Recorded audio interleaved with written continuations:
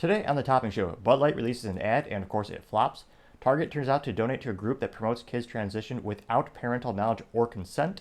Target also has a Zoom meeting that leaked. Trump gains 13 points in the polls while DeSantis loses 10 points in the polls. New York City halts bank deposits for quote-unquote not fighting discrimination. MoviePass rises once again from the grave. Disney versus Comcast. Comcast launches a streaming service. All that and much, much more on the Topping Show.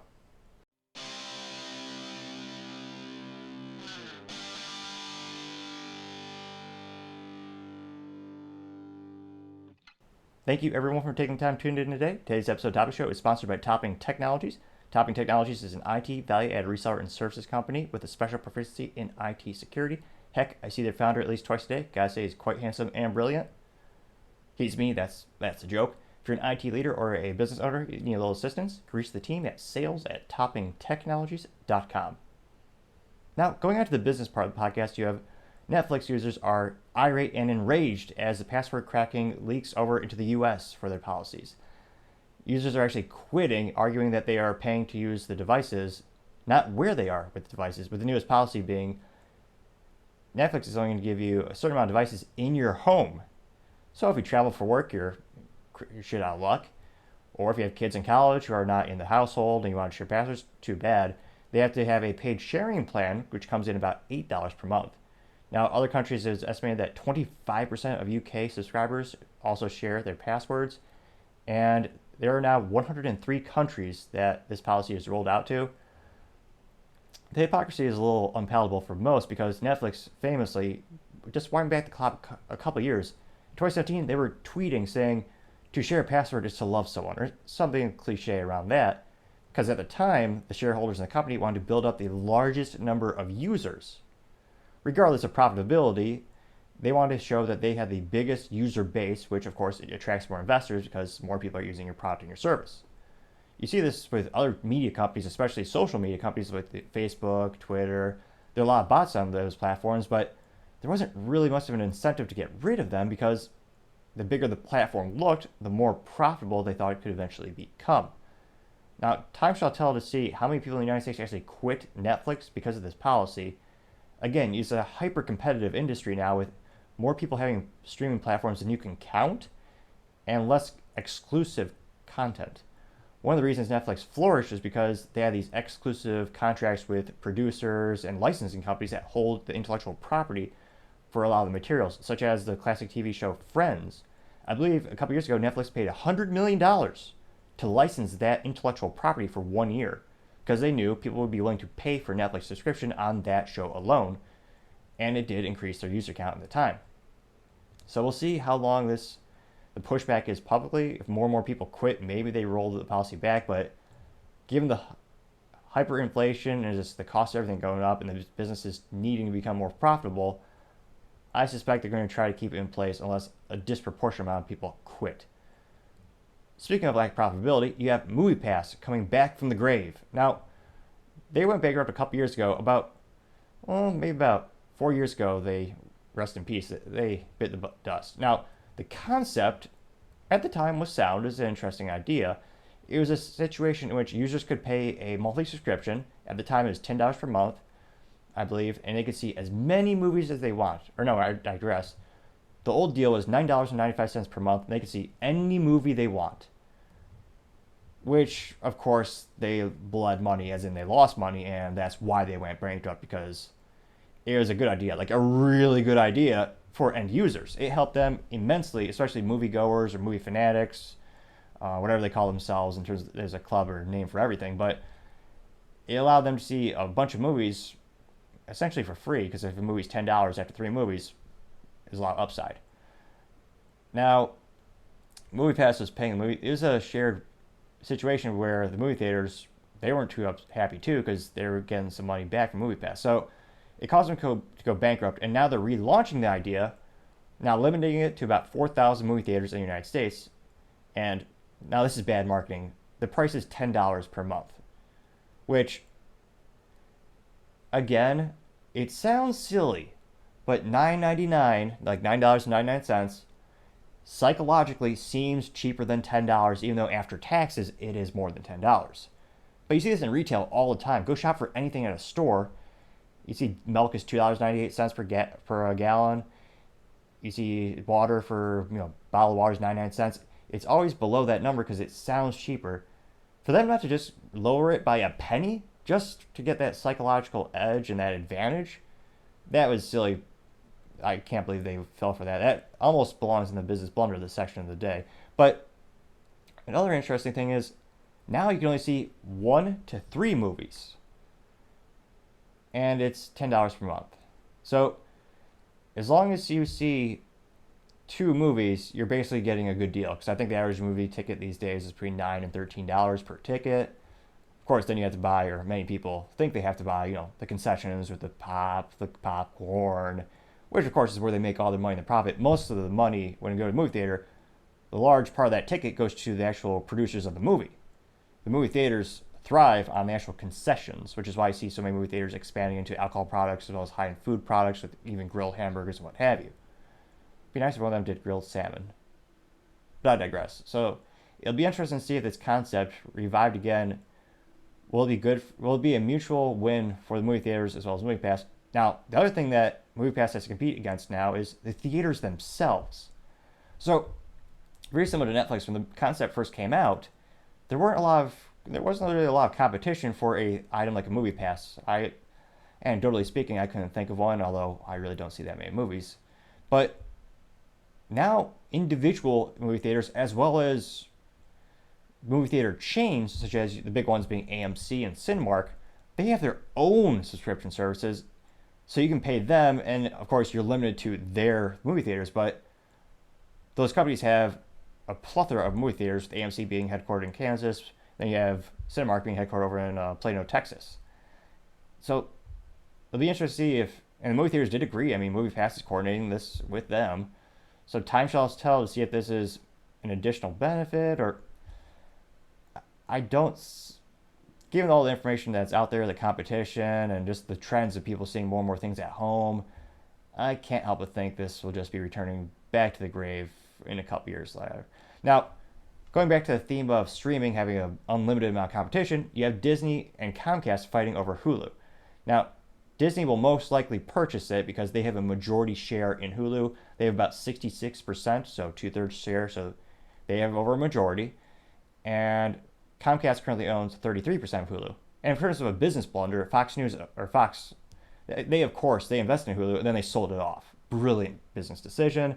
They had about 33% stake in the company. And of course now, Disney's going to have to buy out Comcast share for a pretty penny. Now, the controversy or the back and forth discrepancies come with how they choose the valuation. Comcast is going to say, well, this is worth way more than just the stock market price. And when you look at acquisitions throughout history, you usually pay a premium, sometimes 10% over the current stock market value.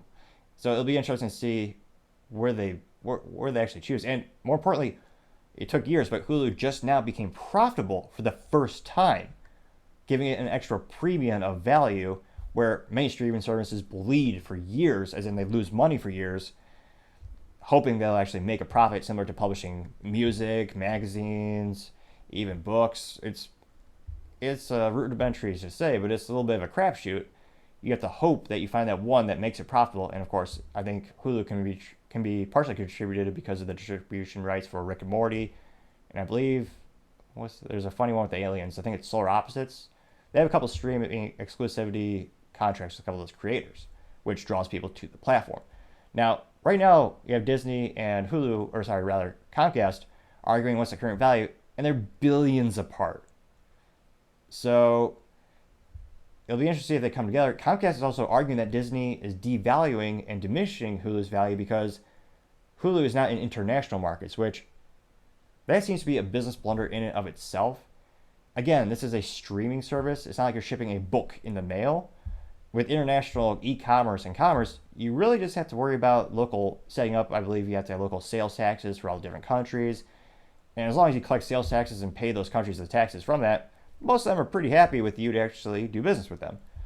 So it's interesting that Disney, of course, being a huge global company, why weren't they pushing Hulu to also have a huge global footprint?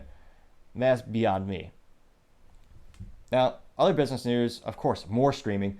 Comcast is going to launch their own streaming service called Now TV, which, it's not the worst. I think the worst has to go to HBO Max, relabeling or renaming themselves Max.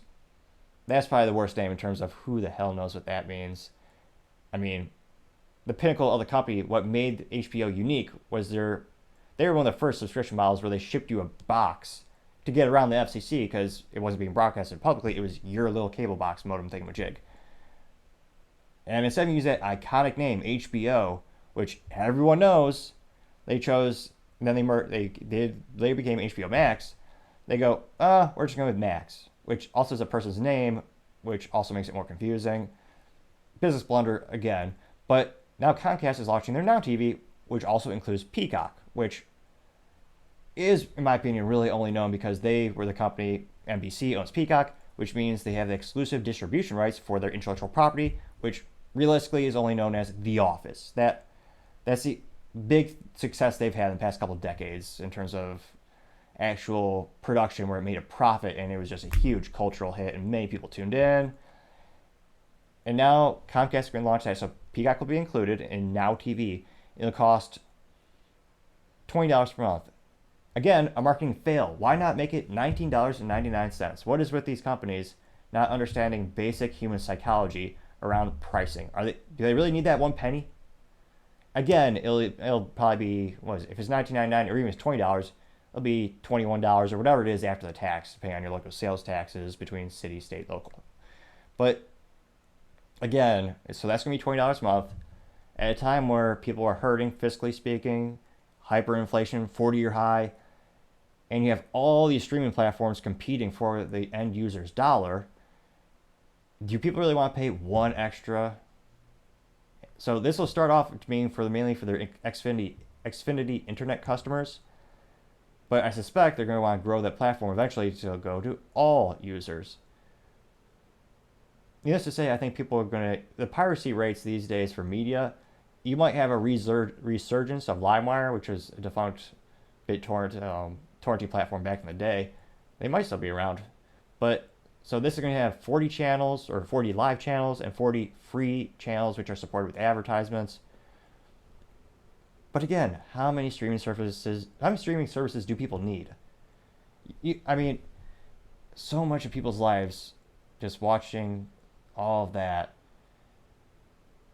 Although tuning into this is invaluable and I highly recommend it, but I also say, you know what the best streaming service is? A book. It's great. There's no commercials. You can flip when you want. You don't have to worry about adjusting the volume. Maybe the light in the ceiling. But again, how many streaming services do you need? I'm a little old school, but pick a book.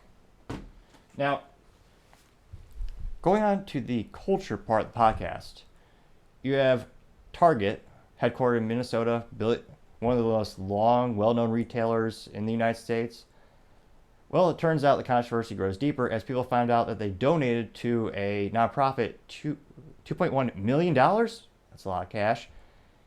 And it turns out that is what's a nice way of saying problematic? I know that term is overused to beyond all belief. But it's pretty controversial for many people, especially conservatives, Catholics, Christians. Now, this group is called Gay, Lesbian, and Straight Education Network, also known as GLSEN, G-L-S-E-N. There's so many acronyms these days. I swear some people just use it to sound smart. That would be a good, instead of a dictionary, just a dictionary or a book, just with every acronym. But it would never end because there's more and more. I digress. Now, specifically, this organization helps teachers put LGBTQ books in public schools. They also, now the big controversy, that is controversial in and of itself for many people. The biggest controversy, which is having a lot of people become irate and fueling the boycott of a business that's already lost $9 billion in valuation with their stock drop. Now, this encourages educators to hide student intent to undergo gender transition. So they want to hide that from parents and other school employees. So this group promulgates that ideal, and Target is giving them millions of dollars. Now, this is straight from a school's website. So this is publicly published data, and this nonprofit took that quote, and it's something that they advertise as their belief. Now, this quote, perhaps, well, let me just read it to you. Now, this quote says, staff or educators shall not disclose any information that may reveal a student's gender identity to others, including parents or guardians or other staff, unless the student has authorized such an order. The info is contained in the school records. Request by a parent or guardian, or there is a compelling need, unquote. Now, I can't think of a single situation where it's appropriate to hide information from the parents. One of the brilliant political decisions Ron DeSantis made was giving the Parental Rights Act, or signing off on that. Of course, it has a fancy acronym I can't remember, but it basically says it's illegal for the parents to not have full information of what their child is being educated, as well as what the child is being promulgated with teachers. Again, I don't know how this is controversial for parents to know what their kid is being instructed and what the kid is expressing. Why on earth you would want to hide that? Well, there's ulterior motives for sure. But this is yet another reason a lot of people are starting to boycott Target, which a lot of people are saying it might not be an easy thing to boycott because you need to shop there. They have staples, as in they have, the basics you need to live, which is the most hilarious and wrong statement I've heard in years. I've been boycotting Target for 10 to 15 years, partially just because I look for the best ROI and I like to invest every penny I make back into the tech company I own and into this production. So you can buy everything you need at other retailers. Even if you like their proprietary, I say proprietary, the white label brands, the brand which they design in-house, you do not need that to live. It's beyond me how so many Americans do not know the definition of need. And they confuse that with the term want. Target provides an experience that you want. They do have, in terms of a retail experience, they have clean stores, good lighting, it's good marketing, and they do have some brilliant marketing ideas. The carts are not metal, they're plastic and rubber. So they go out of their way to provide a more premium experience than a standard grocery store or standard convenience store, but you do not need anything there. So it should be, if people have a little, just a modicum of self-discipline, easy to transition to literally any other store. Now, time shall tell to see, because it is more difficult or different than Bud Light being boycotted, because that, every store has that piss water. I mean, beer. Well, there's enough alcohol, so legally it is beer. But the competition is literally inches away. So instead of choosing Bud Light, get some Yaelings or any other competitor. I mean, that takes so little effort that people can do. Time shall tell to see if they need to drive an extra couple miles to get to another store.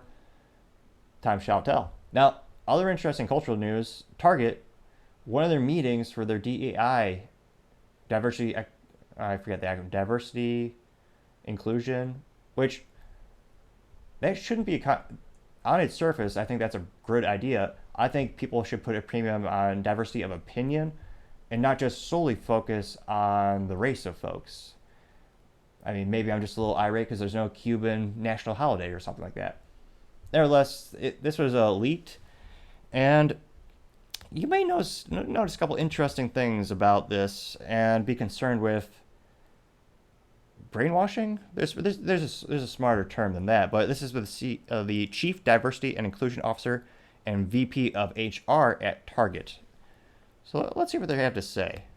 It is important for us to also acknowledge that not everyone is going to believe or be bought into our strategies and our priorities on this topic. Now, quick note, and we will get to the point with technology where I can easily stream this into the background behind me with the video, but in terms of diversity, there's 5 women in this video. A couple of them are different races, but they're about two or three of them are the same race, but there's no man in this video. So that's 50% of the human population not being represented. And there's no Cuban man in there, so I don't feel it. I digress. But They just aren't. And so when we talk about leader accountability and the importance of representation and these strategies and these goals being integrated into someone's responsibility, like just to be really pragmatic and practical, then it becomes okay.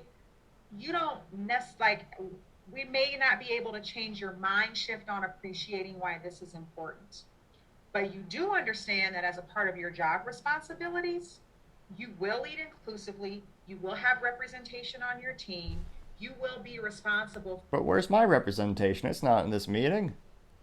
for these behaviors, values, and expectations. And it also, quite frankly, puts a light on the folks that don't believe in this, but emphasizes that you still have to do it to do this job, to be a part of this company. And eventually, you'll see a Another issue that people don't talk about is group think. It's a phenomenon in which you get a group of people and they'll usually acquiesce to one opinion, which is a dangerous thing in terms of for companies to innovate, come up with new ideas. You need a little pushback. You need different opinions. It's one of the things that used to make America great was many people had different ideas. Diversity means more than just where your family came from, in my opinion. And some of the best teams I know have a diversity of opinion so you can bring new ideas to the table. You can all learn together. And I can't help but notice in this video, all these gals are just mindlessly just nodding along. Not pushing back, not saying, well, what about not bringing up a new idea, or not saying, are you sure we should be programming people, is what you're saying? And I know this is a little painful. We're almost done. change in their mindset, or they may leave. And, that's a part of this process too. This isn't for everyone. But wait a minute. That's the opposite of your job. Your job is to be for everyone. It's in the name, inclusion. what has to be for everyone is accountability, and accountability comes with transparency. It's really important. It comes with transparency, which is why we don't publish these videos, and we don't let people know what we're saying behind closed doors. And also, we're just going to say one thing and do the other. Like when the CEO adamantly said, we're doing this because it's the right thing for society, but then they decided to move all the merchandise to the back of the store and hide it. Which, again, make a decision and stick with it.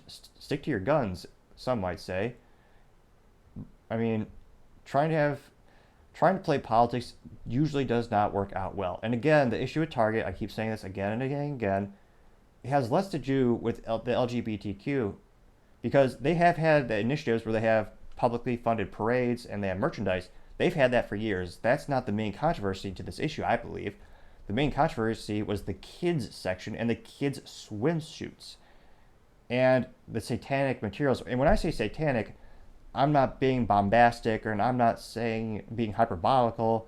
I'm saying it quite literally was. They had pins with Satan, and they literally said Satan respects pronouns on the pin. You cannot get any more straightforward than that. So when people are saying, oh, you're just saying that, people are just saying satanic because it's that. No, it's because it's literally on the merchandise, and the founder of that British UK, I believe UK-based design company, he wears horns. He wears the different, I'm not the best with branding knowledge for satanic materials, but he wears satanic materials, and he's a self-proclaimed Satanist. So it's quite literally, that's the issue, in my opinion, that many people are boycotting Target for. Now, other interesting Target news, turns out, well, there's some lies about the violence that, of course, never happened.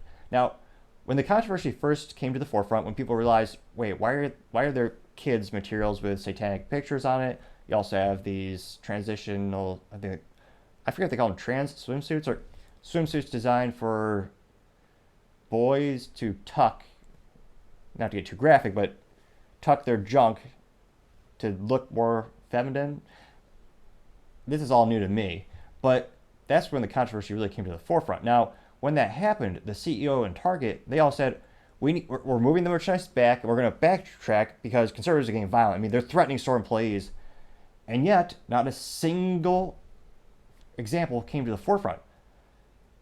You had one prospective client go into Walmart and said, why? And they didn't seem to be pushy, but they said, why are you having these satanic materials in here? Are you satanic? And the Target employee actually said, yes, she is satanic. I don't know if that was a parody that someone made, because anyone with a red t-shirt can look like a Target employee and print off a name tag. But that was the only thing we could find. And again, they're not pushing over displays, they're not setting things on fire. Overwhelmingly, on average, that's not what conservatives do. So it turns out the Associated Press, who was one of the original reporters on that case, when they were the ones saying, oh yeah, it's all the violence. I mean, they're tearing down the displays, they're yelling, or irate. Well, it turns out they actually self-censored, or they went back and they fixed the website and they deleted some of that without actually publicly redacting the information or saying, hey, everyone, we made a mistake. Which is, again, another reason to be skeptical when you hear about violence, especially on the right, especially when it's faith-based, because more often than not, they're just quietly praying to protests, whether it be protesting abortions or stuff like this. Again, show me the evidence, and we'll see. But on average, that's why I'm a little skeptical when I hear about these companies. And it turns out, yeah, they were just basically using it as an excuse to acquiesce from responsibility. Now, going on to the politics part of the podcast, you have Trump gaining 13 points and DeSantis losing 10, which that's a big delta, big difference. Now, this is a poll from CNN that was performed twice, the most recent one being May 17th through the 20th. Now, they compare that to the poll that they performed between March 8th to the 12th. And the poll also said, on average, 53% of Republicans support Trump, while 26% of them supported DeSantis. Now, it'll be interesting to see, does that gap get wider throughout the campaign trail now that Ron DeSantis has officially thrown his hat into the ring, so to say? So he's officially running for presidency. He had a flop in terms of his actual announcement on Twitter Spaces, in which, again, he was mostly monotone. And if you're giving the most important speech of your life, one would think you'd be a little bit more bombastic, energetic, enthusiastic. And of course, there's no visual because of Twitter Spaces. And again, in terms of a lost business opportunity, Elon should have invested some resources so that he can make it the first one with streaming image or video capabilities. That would have been done two things. One, would have made the actual release with DeSantis much more powerful. You actually see him. And secondly, it also showed people how Twitter is increasing their capabilities as a business to provide additional resources and capabilities to their client base. However, I digress. A lot of people are noting a lot of Trump's social wins in terms of when he went to the town over in Ohio, when he had the trail derailment in which chemical spills were throughout East Palestine, Ohio, and the federal government was ignoring it. Now, in terms of politics, Trump did go on site within a couple of days. He actually went to McDonald's and bought a bunch of the workers and support staff a bunch of food, which, in terms of a political move, was quite brilliant. Because you get quite literally on the ground, you're supporting the community, you're putting a face to or people already have the face to the name, but it shows that he cares, which, again, I know a lot of politics is optics, but in terms of political move, that's a brilliant chess move on his behalf, or that he made. Now, DeSantis has gone to a couple rallies. He went to Iowa a couple weeks ago, but he needs to go into overdrive to make up for that delta after his speech. So, again, Americans have a very short-term memory, especially when it comes to media and politics. So there's plenty of run rate. There's plenty of room on the ramp, so to say, for him to ramp things up and close that gap. Will he be able to? Time shall tell. Now, other interesting political news, New York City is halting deposits at major banks that are, quote, that are not, quote, fighting discrimination. Now, specifically, they're limiting deposits at Capital One Bank and Key Bank after they failed to submit plans demonstrating that they have efforts to root out discrimination. Now, in terms of politics and business merging together or getting more involved together, this is one of the first instances I've heard of this, and it's quite interesting to see politics invade more and more businesses. And it appears they just forgot to turn in their paperwork like a child. Forgot to turn this in. Also, I'd like to know, what is their definition of discrimination? Is it faith-based, ideological-based, political-based? Is it race-based? What's the actual definition that they're going for? And is this part of their DEI score? Is this part of their ESG score? There are a lot of fiscal benefits and the reasons behind why businesses are doing those initiatives. Given the huge nationwide presence of Capital Bank, I'm skeptical that they actually have a lot of discrimination, because once you're a bank, everyone's money is green. You want the greatest number of depositors. You want the greatest number of people using your credit cards and all of your services as well, so you can make more and more of a profit, build a business, have a mutual beneficial relationship. So it'll be interesting to see how this story evolves, but for them to freeze their deposits, that's unprecedented. I have never heard that before. Time shall tell to see how that evolves. Now, going on to the business blunder of the day, you have Bud Light releasing another ad. And yes, they've had a downhill battle, losing billions of dollars in stock evaluation. Their sales are down $100 million. But maybe this ad will turn it all around, because they're coming out with a manly ad. Really manly. Talking about Harley Davison out of Madison, Wisconsin. Now, I can't help but think Harley must have been... This had to have been a long contract signed years ago, or before the controversy with Bud Light that caused them to lose so much money. And I just can't think that Harley didn't try like hell to get out of the situation. So you have a limited edition can. And I'm not a financial investor. I'm not a financial planner. I don't have a fiduciary responsibility. But a good rule of thumb is, if something's ever sold to you to be a collector's edition or a limited edition, it'll never be worth any more than what you paid for it. More often than not, it's just BS. The only things that tend to go up in value are like supercars, where they make one or two of the car and they call it a limited edition.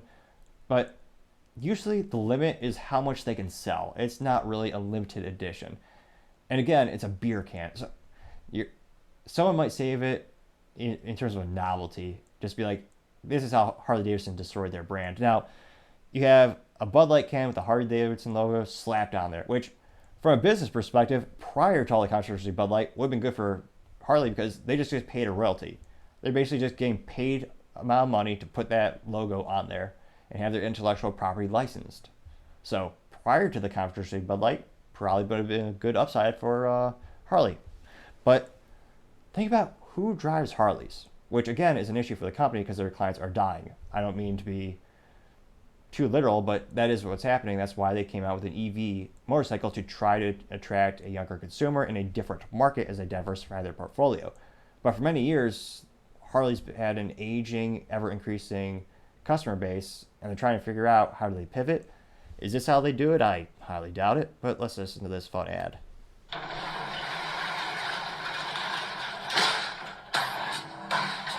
Oh. Yeah, he's lifting up a... So they're actually lifting up a motorcycle with it looks like a pump. So he's slamming his foot down in order to raise the hydraulic lift for the motorcycle. Legacies are built with grit and resilience. One detail at a time. Limited edition Budweiser Harley Davidson cans.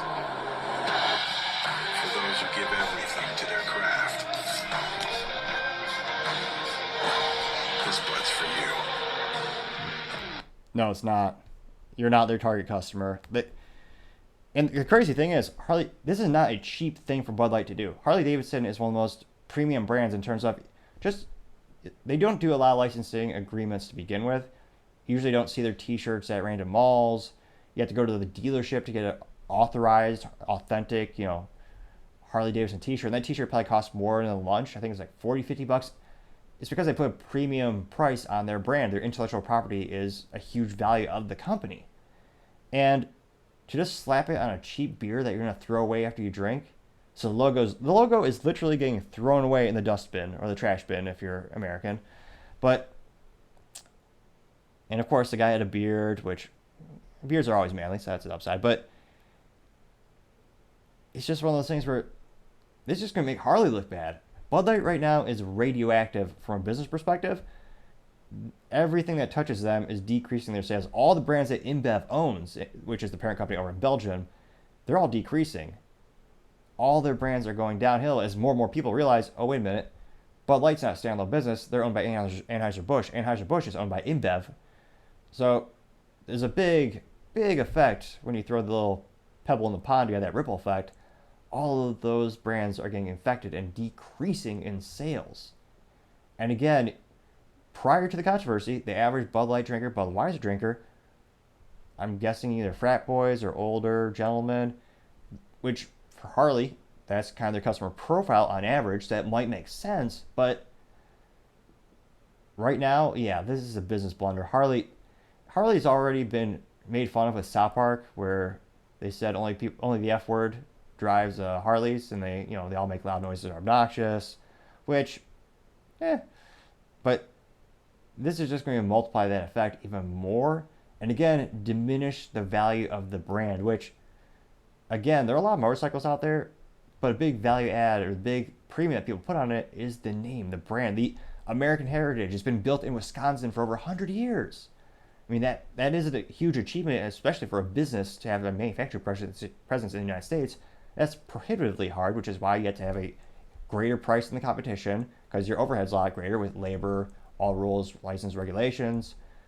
But they've done it. They've still been in business, and they are profitable. So it'll be interesting to see if this has a short-term effect on their sales cycle, if it decreases sales at all. But for Harley to go out of their way and to sign this licensing agreement and not, I can only assume they tried like hell to get out of it once there's a controversy around Bud Light. But either way, just having that partnership right now when Bud Light is at the peak of their radioactiveness, that's got to be the business blunder of the day.